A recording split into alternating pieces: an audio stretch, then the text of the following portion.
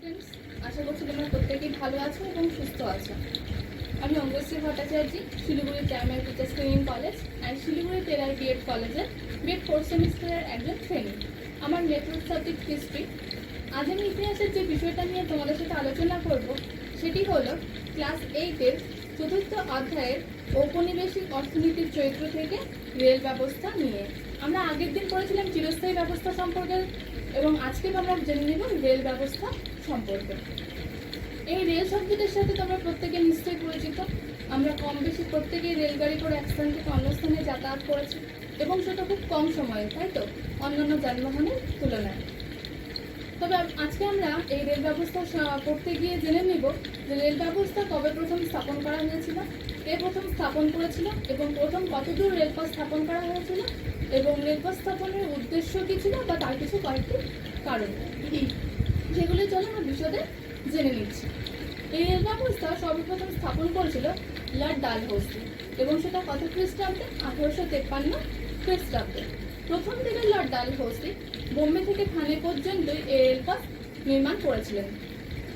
Lord Dalhousie প্রথম দিকে এই উদ্দেশ্যে রেলপথ স্থাপন করেছিল যে এর ফলে দ্রুত সৈন্যবাহিনী এক স্থান থেকে অন্য স্থানে দ্রুত যাতায়াত করতে পারবে। সৈন্যবাহিনী আমরা জানি যে কে দেশের জন্য, যারা বাইরে থেকে আমাদের জন্য লড়ে যাচ্ছে, সেই সমস্ত সৈন্যবাহিনী। তার পাশাপাশি বিভিন্ন বন্দর, বাজার এবং কাঁচামাল উৎপাদনের যে জায়গাগুলো রয়েছে সেগুলোকে রেলপথের মাধ্যমে যুক্ত করার একটা পরিকল্পনা ছিল। এর ফলে ভারতের বাজারকে ব্রিটিশ পণ্যের উপযোগী করে তোলা হয়েছিল। এই রেলপথ স্থাপন করতে গিয়ে 1858 খ্রিস্টাব্দ থেকে 1869 খ্রিস্টাব্দের মধ্যে প্রায় 7 কোটি পাউন্ডেরও বেশি মূলধন ভারতের রেলপথ নির্মাণের কাজে বিনিয়োগ করা হয়েছিল। মানে প্রচুর অর্থ ব্যয় করা হয়েছিল এই রেলপথ স্থাপনের জন্য। এরপর কি হয় দেখো, উপনিবেশের আর্থিক উন্নয়নের বদলে ব্রিটিশ সরকারের স্বার্থ রক্ষা করাই ছিল এই রেলপথ স্থাপনের প্রধান উদ্দেশ্য। অর্থাৎ ব্রিটিশরা রেলপথ স্থাপনের মাধ্যমে নিজেদের স্বার্থই রক্ষা করতে চেয়েছিল। জনগণের স্বার্থের কথা আগে প্রথমে ভাবেনি, নিজেদের স্বার্থের কথাই ভেবেছিল। ভারতের রেলপথ নির্মাণের ফলে ব্রিটেনের অর্থনীতি অনেকটা চাঙ্গা হয়ে উঠেছিল। চাঙ্গা মানে ব্রিটেন আর্থিক দিক থেকে প্রচুর মুনাফা অর্জন করেছিল, মানে তারা আর্থিক দিক থেকে প্রচুর টাকা, তারা প্রচুর সম্পত্তির অধিকারী হয়েছিল। সেটা কিভাবে দেখো, রেলপথ স্থাপন করতে গিয়ে যে সমস্ত সরঞ্জাম প্রয়োজন, কী কী সরঞ্জাম প্রয়োজন আমরা জানি, কয়লা, লোহা, এগুলো আরও প্রচুর জিনিস আছে। সেই সমস্ত সম্পদগুলো সেই সময় কী করা হয়েছিল, বিদেশ থেকে আমদানি করা হয়েছিল, অর্থাৎ বিদেশ থেকে নিয়ে আসা হয়েছিল। এবং রেলপথ স্থাপন করতে গিয়ে যে সমস্ত প্রযুক্তি দরকার, সেই সময় সেই প্রযুক্তিগুলো, অর্থাৎ সাধারণ প্রযুক্তিগুলো ভারতীয়দের শেখানো হতো, কিন্তু উন্নত প্রযুক্তি, অর্থাৎ যে সমস্ত কঠিন কঠিন প্রযুক্তি বা উন্নত প্রযুক্তি আছে সেগুলোর জন্য বিদেশ থেকে দক্ষ ব্যক্তিদের নিয়ে আসা হয়েছিল। অর্থাৎ দেখাই যাচ্ছে যে সেই সময় রেলপথ নির্মাণের জন্য আধুনিক প্রযুক্তির শিক্ষা থেকে ভারতীয়দের সরিয়ে রাখা হয়েছিল, অর্থাৎ ভারতীয়দের উন্নত প্রযুক্তিগুলো সেই সময় শেখানো হয়নি। এভাবে হলো রেলপথ স্থাপন বা রেলপথ নির্মাণ এভাবে করা হয়েছিল। আমরা জানি কোনো কিছুর যেরকম ভালো দিক থাকে তেমন কোনো খারাপ দিকও থাকে, সেরকমই রেলপথ স্থাপনেরও বেশ কিছু ভালো দিক রয়েছে এবং বেশ কিছু খারাপ দিকও রয়েছে। ভালো দিকগুলো ছিল যেরকম রেলপথ স্থাপনের ফলে দ্রুত সৈন্যবাহিনী, আমরা আগেই পড়েছিলাম, এক স্থান থেকে অন্য স্থানে দ্রুত যাতায়াত করানো যায়। বিভিন্ন বাজার, বন্দর, শহরগুলোকে রেলপথের মাধ্যমে যুক্ত করা হয়েছিল।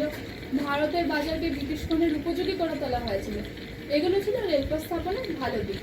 এবং তার খারাপ দিকগুলো এখন আমরা জেনে নেব। খারাপ দিকগুলো হলো রেলপথ স্থাপনের ফলে জল নিকাশি ব্যবস্থার ওপর অনেকটা প্রভাব পড়েছিল, মানে এই জল নিকাশি ব্যবস্থার ওপর। সেটা কীভাবে দেখো, জল নিকাশি ব্যবস্থার ওপর প্রভাব পড়ার পরে বিভিন্ন রকম সংক্রামক ব্যাধির সৃষ্টি হয়েছিল এবং এই রেলপথ স্থাপন করতে গিয়ে প্রচুর গাছপালাও কাটা পড়েছিল, যার ফলে প্রাকৃতিক ভারসাম্য অনেকটা বিনষ্ট হয়েছিল এবং অরণ্যবাসী কোনোভাবেই এই যে গাছপালা কাটাকে মেনে নিতে পারেনি। তাদের মনে হয়েছিল এইভাবে তাদের সামাজিক মর্যাদাকে আঘাত করা হয়েছে এই গাছপালা কাটার ফলে, অর্থাৎ রেলপথ স্থাপনের মাধ্যমে। সুতরাং বলাই যেতে পারে যে ঔপনিবেশিক শাসনের এই নীতিতে রেলপথ স্থাপন ছিল এক অসন্তোষের কারণ। অর্থাৎ রেলপথ স্থাপন করতে গিয়ে প্রচুর মানুষের অসন্তোষের সৃষ্টি হয়েছিল, অর্থাৎ প্রচুর মানুষ ক্ষোভেও ফেটে পড়েছিল রেলপথ স্থাপনের মাধ্যমে। এই আমরা জেনে নিলাম রেলপথ স্থাপন কিভাবে হয়েছিল এবং রেলপথ স্থাপন কতদূর নির্মাণ করা হয়েছিল এবং রেলপথ স্থাপনের অল্প কিছু উদ্দেশ্য। এরপর আমরা বিশদে জেনে নেব রেলপথ স্থাপনের কিছু উদ্দেশ্য বা কারণ। চলো সেটাই আমরা দেখে নিচ্ছি। দেখো, রেলপথ স্থাপনের উদ্দেশ্য বা কারণকে আমরা প্রথমে 4টি ভাগে ভাগ করে নিচ্ছি। 1 নম্বর হলো অর্থনৈতিক কারণ বা উদ্দেশ্য, 2 নম্বর হলো রাজনৈতিক কারণ বা উদ্দেশ্য, 3 নম্বর হলো সামরিক কারণ বা উদ্দেশ্য, 4 নম্বর হলো বিপর্যয় মোকাবিলা। এবার 1 নম্বরে যে আছে অর্থনৈতিক কারণ, আমরা এই সম্পর্কে কিছুটা জেনে নেব। অর্থনৈতিক কারণের 1 নম্বরে রয়েছে, দেখো, ইংল্যান্ডের শিল্প বিপ্লবের ফলে সৃষ্ট কারখানাগুলিতে ভারতের কাঁচামাল সহজে ও সুলভে বন্দরে নিয়ে যাওয়া যায়। ইংল্যান্ডে যে শিল্প বিপ্লব ঘটেছিল আমরা জানি, সেই শিল্প বিপ্লবের সময় কারখানাগুলিতে ভারতের কাঁচামাল, ভারত থেকে প্রচুর কাঁচামাল খুব সহজে এবং সুলভে মানে খুব কম দামে বন্দরে নিয়ে যাওয়া হতো। 2 নম্বরে কি দেখতে পাচ্ছ, ইংল্যান্ডের কারখানায় উৎপাদিত পণ্য দ্রুত ভারতের সর্বত্র পৌঁছে দেওয়া হয়। ইংল্যান্ডের কারখানায় যে সমস্ত উৎপাদিত পণ্য উৎপাদন করা হতো সেগুলো কোথায়, ভারতের সর্বত্র মানে ভারতের প্রত্যেকটা জায়গায় পৌঁছে দেওয়া হয়েছিল এই রেলপথের মাধ্যমেই। 3 নম্বরে কি দেখতে পাচ্ছি, দেখো, শিল্প বিপ্লবের ফলে ব্রিটিশ পুঁজিপতিদের হাতে জমা উদ্বৃত্ত পুঁজি রেলপথ সহ অন্যান্য নানা ক্ষেত্রে লগ্নির ব্যবস্থা করা হয়। 4 নম্বরে দেখো কি দেখতে পাচ্ছি, ভারতবর্ষ ইংরেজদের কর্মসংস্থানের নতুন নতুন সুযোগ সৃষ্টি করা। অর্থাৎ রেলপথ স্থাপনের ফলে প্রচুর কর্মসংস্থান দেওয়া হয়েছিল মানুষদের, মানে বেকার মানুষরা কর্মসংস্থানের সুযোগ পেয়েছিল এই রেলপথ স্থাপনের মাধ্যমে, এবং সেটা দেখতে পাচ্ছি আমরা অর্থনৈতিক কারণের মধ্যেই। 2 নম্বরে কি আছে, দেখো, রাজনৈতিক কারণ। রাজনৈতিক কারণেরও কয়েকটা ভাগ আমরা দেখে নিচ্ছি। 1 নম্বরে দেখতে পাচ্ছি, সুবিশাল ভারতীয় সাম্রাজ্যের বিভিন্ন অঞ্চলের মধ্যে দ্রুত যোগাযোগ স্থাপন করা। ভারতীয় সাম্রাজ্যটা যে বিশাল বড় ছিল, সেখানকার বিভিন্ন অঞ্চল, প্রত্যেকটা অঞ্চলকে দ্রুত যোগাযোগ স্থাপন, প্রত্যেকটা অঞ্চলের মধ্যে দ্রুত যোগাযোগ স্থাপন করা হয়েছিল এই রেলপথের মাধ্যমে। 2 নম্বরে দেখতে পাচ্ছি, রাজনৈতিক নিয়ন্ত্রণ সুপ্রতিষ্ঠিত করা। এই রেলপথ স্থাপনের মাধ্যমে রাজনৈতিক নিয়ন্ত্রণ সুপ্রতিষ্ঠিত মানে খুব ভালোভাবে প্রতিষ্ঠিত করা হয়েছিল। প্রশাসনিক কাজের দ্রুত তদারকি করা, যে সমস্ত প্রশাসনিক কাজকর্মগুলো চলছিল তাদের দ্রুত মানে খুব তাড়াতাড়ি তদারকি করা, মানে তার দেখভাল করা। 3 নম্বর সামরিক কারণ, সামরিক কারণ বা উদ্দেশ্য। এবার সামরিক কারণের মধ্যে আমরা দেখে নিতে পাচ্ছি, দেখো কি 1 নম্বরে রয়েছে, ভারতের বিভিন্ন অংশে বিদ্রোহ দমনের উদ্দেশ্য দ্রুত সৈন্যবাহিনী পাঠানো। ভারতের বিভিন্ন অংশে যে সমস্ত বিদ্রোহ চলছিল, আমরা জানি ভারতের বিভিন্ন অংশে প্রচুর বিদ্রোহ চলছিল, সেই বিদ্রোহ দমনের জন্য মানে বিদ্রোহকে থামানোর জন্য সেখানে দ্রুত সেনাবাহিনী পাঠানো। বিদ্রোহ চলে সেখানে সেনাবাহিনীর নিশ্চয়ই প্রয়োজন হয়, সেই সেনাবাহিনীকে সেখানে দ্রুত পৌঁছানোর জন্য রেলপথ স্থাপনের প্রয়োজন ছিল। 2 নম্বরে দেখতে পাচ্ছি কি, বহিঃশত্রুর আক্রমণ থেকে ব্রিটিশ সাম্রাজ্যকে রক্ষা করা। প্রচুর বাইরের শত্রু আমাদের ভারতকে আক্রমণ করতে আসছিল সেই সময়, মানে সেই বহিঃশত্রুর আক্রমণ থেকে ব্রিটিশ সাম্রাজ্যকে, যে ব্রিটিশ সাম্রাজ্য ছিল সেই সাম্রাজ্যকে রক্ষা করা হয়েছিল এই রেলপথের মাধ্যমে। 3 নম্বরে দেখতে পাচ্ছি কি, দেখো, সেনাবাহিনীর কাছে দ্রুত খাদ্য রসদ ও অস্ত্রশস্ত্র পাঠানো।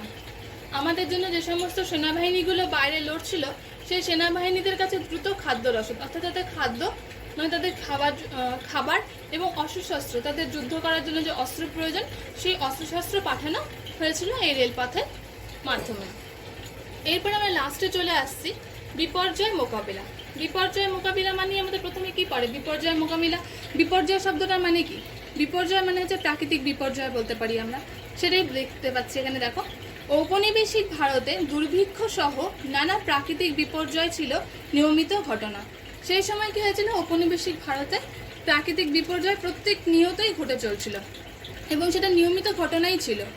এই সব বিপর্যয়ে মোকাবিলা করার জন্য উপদ্রুত এলাকায় দ্রুত ত্রাণ এবং খাদ্য পৌঁছানোর জন্য রেল যোগাযোগ অপরিহার্য ছিল, এবং যে সমস্ত জায়গায় বিপর্যয় চলছিল সেই বিপর্যয় মোকাবিলা করার জন্য উপদ্রুত এলাকায় মানে সেই এলাকাগুলোতে দ্রুত মানে খুব তাড়াতাড়ি ত্রাণ এবং খাদ্য মানে তাদের খাবার পৌঁছানোর জন্য কি ছিল, এই রেল যোগাযোগ অপরিহার্য ছিল, অর্থাৎ রেল ব্যবস্থা স্থাপন করা খুবই প্রয়োজন ছিল। এই আমরা দেখে নিলাম রেলপথ স্থাপনের উদ্দেশ্য বা কারণ, সেটাকে 4টি ভাগ। এবং লাস্টে আরেকটু আমরা দেখে নিচ্ছি, দেখো সার্বিক বিচারে বলা যায়, অর্থাৎ শেষ অবধি আমরা বলতে পারি যে এই রেলপথ স্থাপনের মাধ্যমে আর কি হয়েছিল, ব্রিটিশ সরকার নিজেদের স্বার্থ সিদ্ধির জন্যই রেলপথ স্থাপন করেছিল। এটা আমরা আগেই পড়েছি যে ব্রিটিশ সরকার নিজেদের স্বার্থ রক্ষার জন্যই, অর্থাৎ জনগণের স্বার্থের থেকে নিজেদের স্বার্থের কথাই বেশি ভেবেছিল এবং নিজেদের স্বার্থ রক্ষার জন্যই এই রেলপথ স্থাপন করেছিল। 2 নম্বরে দেখতে পাচ্ছি এর ফলে ভারতীয় জনজীবনে নেতিবাচক প্রভাবও পড়েছিল যথেষ্ট, মানে ভারতীয়দের জনজীবনে, মানে প্রত্যেকটা ভারতীয়র জীবনে নেতিবাচক প্রভাবও পড়েছিল যথেষ্ট। 3 নম্বরে দেখতে পাচ্ছি তবে স্বাধীনতার পর এই রেলপথের মাধ্যমে ভারত শিল্পায়নের পথেই অগ্রসর হয়েছিল। স্বাধীনতার পর এই রেলপথ স্থাপনের মাধ্যমে ভারত শিল্পায়ন অর্থাৎ শিল্পাঞ্চল দেশে পরিণত হয়েছিল এবং রেলপথ স্থাপনের মাধ্যমেই ধীরে ধীরে সেই পথেই অগ্রসর হচ্ছিল ভারত। তাহলে আমরা রেলপথ স্থাপনের উদ্দেশ্য বা কারণ জেনে নিলাম। এরপর তাহলে আজকে আমরা ভারতের রেলপথ স্থাপনের সম্পর্কে বিশদভাবে জেনে নিলাম। এখানে আমরা কি কি দেখতে পেলাম, দেখো যে রেলপথ স্থাপন করেছিল লর্ড ডালহৌসি, সেটা কত খ্রিস্টাব্দে, 1853 খ্রিস্টাব্দে, এবং প্রথম দিকে সেটা বোম্বে থেকে থানে পর্যন্তই নির্মাণ করা হয়েছিল। এবং রেলপথ স্থাপনের অল্প কিছু উদ্দেশ্য বা কারণ, উদ্দেশ্যগুলো আমরা বিশদেও জেনে নিলাম এবং কী কারণে রেলপথ স্থাপন করা হয়েছিল সেই কারণগুলোও আমরা জেনে নিলাম। তাহলে নিশ্চয়ই আমরা রেলপথ স্থাপন সম্পর্কে ঠিকভাবে জেনে নিতে পেরেছি, তোমাদের বুঝতে কোথাও অসুবিধা রইল না নিশ্চয়ই। তাহলে আজকে তোমরা রেলপথ স্থাপন সম্পর্কে খুব ভালোভাবে জেনে নিয়েছো। এই সম্পর্কে যদি কোনো কোশ্চেন থেকে থাকে তোমরা আমাকে কোশ্চেন করতে পারো, আমরা তোমার উত্তর দেওয়ার চেষ্টা করব। তোমরা সবাই খুব ভালো থেকো, সুস্থ থেকো, আজ এখানেই থাকো, ধন্যবাদ।